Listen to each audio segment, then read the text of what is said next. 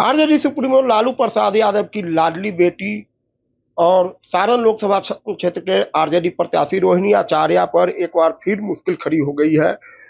दरअसल उनके नामांकन पर पटना हाई कोर्ट में चुनौती दी गई है। क्या कुछ मामला है हम जानेंगे। हमारे साथ हैं सीनियर हाई कोर्ट के senior advocate S D Sanjay sir. Sir, क्या कुछ मामला है?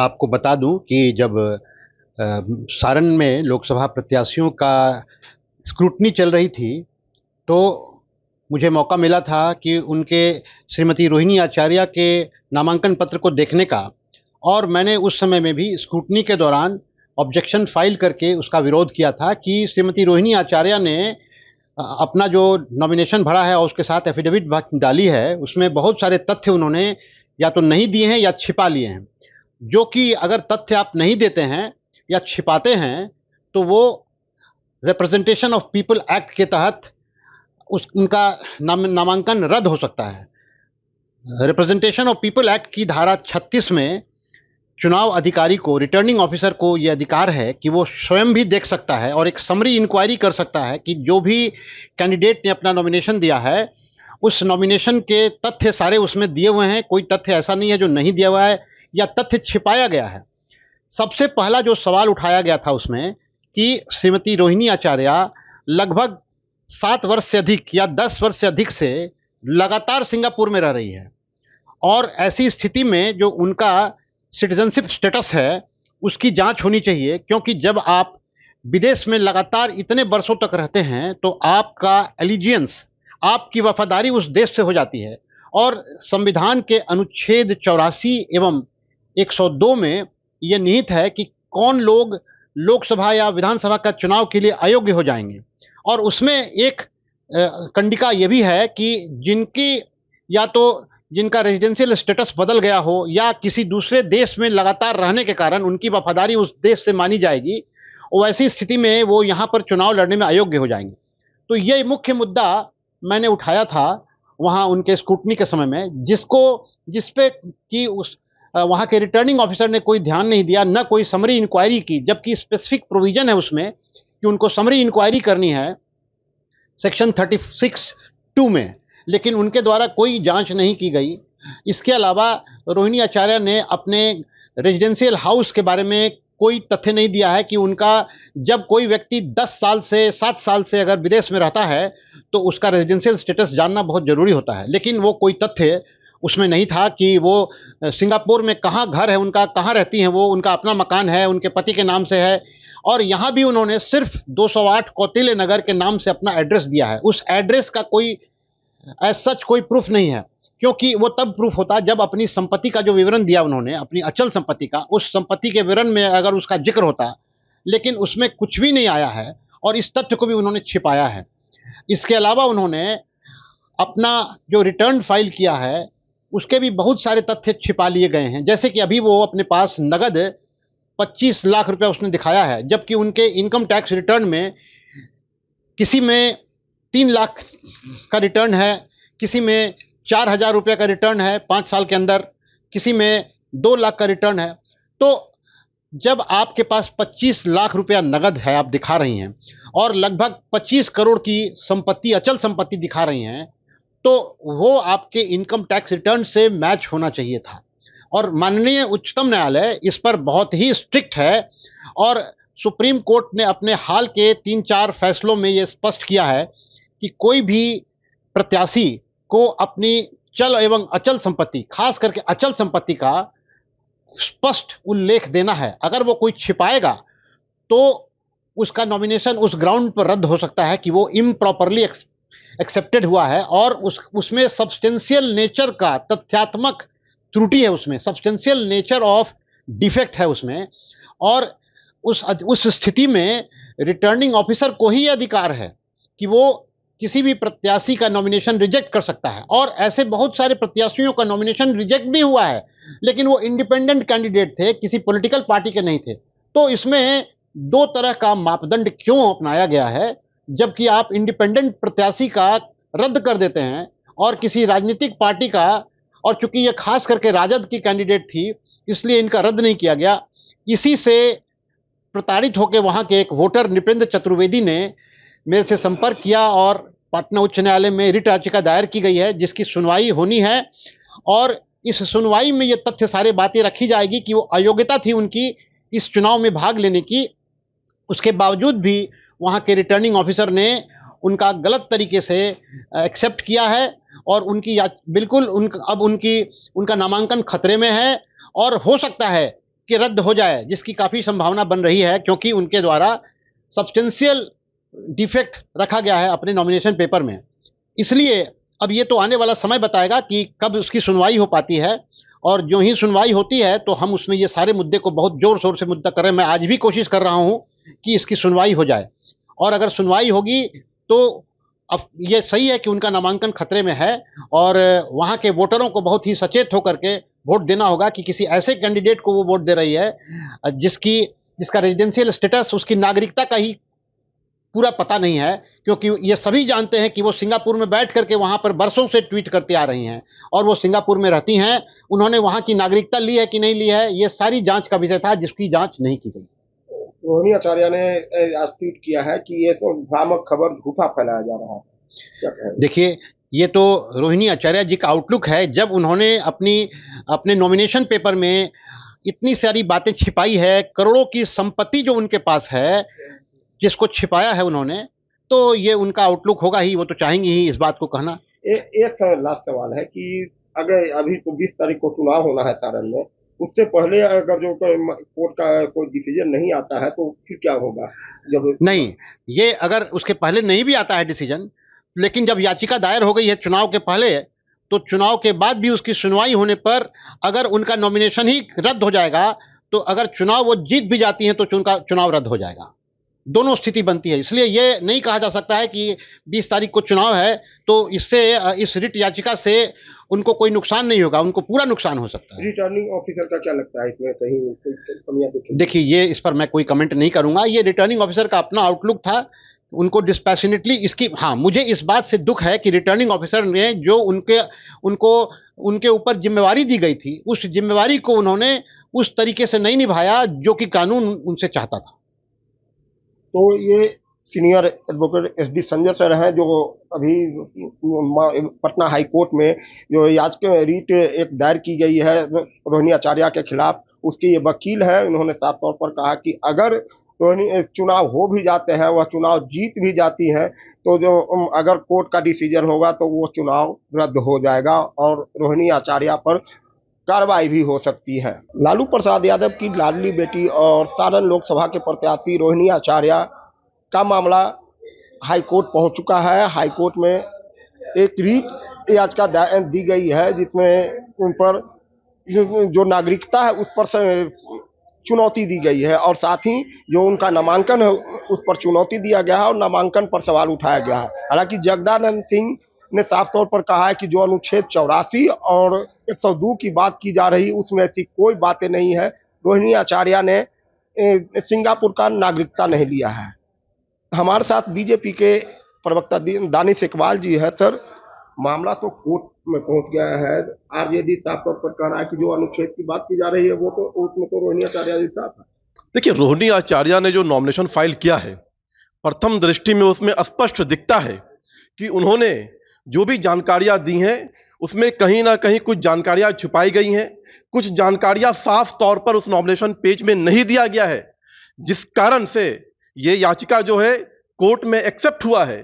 कोर्ट अब इस पर सुनवाई करेगा और कोर्ट ने जब संज्ञान लिया है इस विषय पर, तो निश्चित तौर पर जो भारतीय जनता पार्टी को प्रथम दृष्टि में दिखता है वो कोर्ट के संज्ञान लेने से स्पष्ट हो जाता है कि हमने जो आरोप लगाया है वो सच है।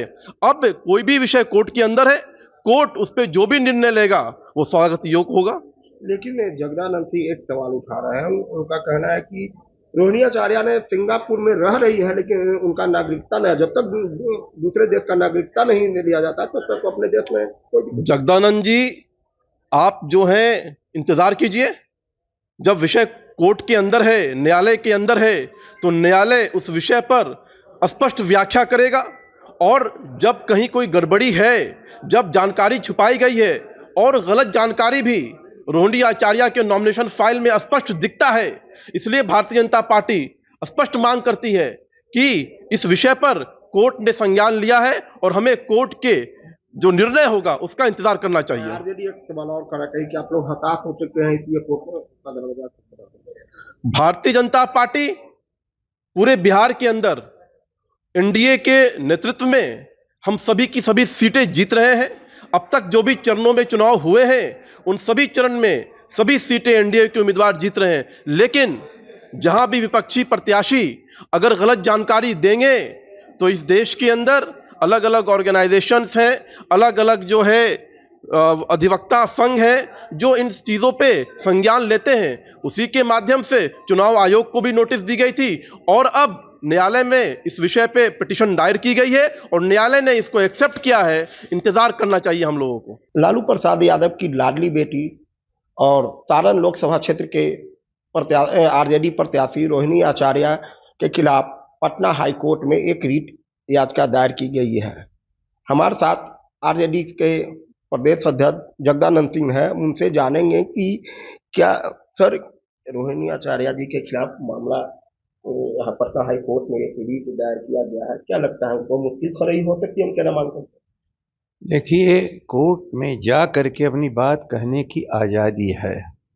कोई भी न्यायालय में जाकर के अपनी बातों को कह सकता है, लेकिन अब मामला तो जनता के न्यायालय में आ गया है। उसके बाद ना कोर्ट में कोई इस पर चर्चा, बात, बहस और फैसला होगा। रोहिणी आचार्य जी मतदाता सूची में यदि नाम है तो मतदाता सूची भी बनाने की जिम्मेवारी भी चुनाव कमीशन की है। वह एक संवैधानिक संस्था है, जो नागरिक हैं उन्हीं का नाम उसमें जोड़ते हैं लोग, और वहां पर भी हर जगह चुनाव कमीशन का एक बूथ लेवल अफसर होता है और बूथ लेवल एजेंट सभी पार्टियों के होते हैं। हमारे माननीय एडवोकेट साहब को शायद ज्ञात नहीं है कि मतदाता सूची एक लंबी क्रिया है और चुनाव कमीशन उस समय छूट देता है कि कोई भी आकर के जो काबिल नहीं है मतदान देने के लिए संवैधानिक रूप से, आप उसका नाम हटवा सकते हो। इन्होंने वहां पर कभी कुछ नहीं कहा। जो रिटर्निंग ऑफिसर हैं वो चुनाव कमीशन के ऑन बिहाफ काम करते हैं। उन्होंने सारी चीज को वैधानिक संवैधानिक रूप से देखने के बाद रोहिणी आचार्य जी का फैसला किया है कि यह योग्य हैं। अब मैं अखबार में जो पढ़ा तो उसमें देख रहे हैं कि वो अनुच्छेद 64, 84, अनुच्छेद 84 और 102 के अनुसार शायद ये पढ़े भी नहीं कॉन्स्टिट्यूशन को पढ़ते तो इसमें कहीं जो सवाल उठा रहे हैं, कोई भी भारत का नागरिक जो भारत की भूमि पर जन्म लिया हो, जब तक दूसरे देश की नागरिकता नहीं लेता है तब तक उसके नागरिकता को चुनौती नहीं की जाती है। इतना व्यापक यह संविधान रक्षा करता है। यदि उसके ग्रैंडफादर, उसके फादर, उसके पुश्तैनी परिवार के और जन्म जिसका इस भारत की भूमि पर हुआ हो, वो सभी भारत के नागरिक हैं, जहां अपने रोजी रोटी के लिए जहां भी जाते हो, कोई रोक नहीं है उसमें। तो न संविधान के तहत न किसी अलग से बनाए कानून के तहत, जबकि बना भी कोई नहीं सकता, इस संविधान से बाहर जो ये अनुच्छेद है उसी में रोक है कि कोई ऐसा कानून नहीं बना सकता है जो इस संविधान के खिलाफ हो। इसे आप अपने समय का दुरुपयोग कर रहे हैं, सदुपयोग करना चाहिए वकील साहब को। रोहिणी आचार्य आदरणीय लालू प्रसाद जी की बेटी, श्रीमती राबड़ी देवी जी की बेटी, जो बिहार के दो बार दोनों लालू जी और राबड़ी जी 15 सालों तक शासन में रहे हैं, भूलना नहीं चाहिए। रोहिणी जी का जन्म भी इसी भारत में हुआ, शिक्षा दीक्षा भी यहीं पर हुआ, लेकिन किसी देश में यदि उनके पति रहते हो, नौकरी करते हो और वो अपने पति के साथ रहती हो, तो नागरिकता तो नहीं समाप्त हो जाएगी। इसलिए वह भारत की नागरिक हैं। संविधान के मुताबिक जिस अनुच्छेद की चर्चा वकील साहब ने की है, जरा एक बार पढ़िए, क्या उसमें आपका मेंटेनेबल है केस? इसलिए रोहिणी आचार्य सारण से लोकसभा की सदस्य बनने जा रही हैं, और जिस विपत्ति में पड़ा है सारण, उससे जनता को राहत देने के लिए अपनी संघर्ष करती रहेगी। एक सवाल है, दो सवाल वकील साहब ने कहा है ये संजय ने कि एक तो कि 7 साल से ऊपर अगर किसी विदेश में रहते हैं तो वहाँ की नागरिकता दूसरे उनके देश की नागरिकता समाप्त हो जाती है। और दूसरा यह एक सवाल उठाया गया है कि जो उन्होंने हलफनामे में जो दिए अपनी आय का दिया है, उससे जो रिटर्न फाइल होता है उसका मैच नहीं खा रहा है, तो उसमें भी गलत दिया गया है। ये सवाल तो लोग उठाए नहीं हैं। सवाल तो ये उठाए हैं कि यह भारत की नागरिक नहीं है। यार संविधान पढ़िए, यदि माता पिता और उसके पुश्तैनी लोग भारत में रहे हों, जन्म भी उसका यदि विदेश में हुआ हो, तो भी वह भारत का ही नागरिक माना जाता है, उसको अलग से नागरिकता नहीं लेनी पड़ती है। इतना व्यापक भारत के नागरिकों को अधिकार मिला हुआ है, और उसमें कोई 2 साल 3 साल 4 साल 5 का दीवार संविधान के किस अनुच्छेद में है? ये किस अनुच्छेद में है उसका तो जिक्र कर नहीं रहा है। बात तो 84 और 102 की कर रहे हैं। 84 102 में है कहीं है पर जिसका जिक्र कर रहे हैं हमारे सम्मानित वकील साहब? कहीं नहीं है। इसलिए रोहिणी आचार्य को सारण के जनता ने अपना प्रतिनिधि के रूप में निर्वाचन का फैसला ले लिया है। बाकी कोर्ट कचहरी जाने की तो आज़ादी भारत के सभी नागरिकों को है। तो ये जगदानंद सिंह है, आरजेडी के प्रदेश अध्यक्ष। इन्होंने साफ तौर पर कहा कि जिस तरह से को रीट दायर की गई है उसमें अनुच्छेद 84 और 102 की जो बात की जा रही है, वकील साहब या जो भी याचिकाकर्ता है उनको पहले संविधान को पढ़ना चाहिए, क्योंकि उसमें कहीं भी ऐसी बातें नहीं है जिससे कि रोहिणी आचार्य की नागरिकता समाप्त हो सकती है। रोहिणी आचार्य सारण से सांसद बनने जा रही है। यह उनका दावा है कि कोर्ट कचहरी जाने के लिए सभी लोग स्वतंत्र हैं, लेकिन रोहिणी आचार्य जी पर कोई मुश्किल खड़ी नहीं हो सकती है।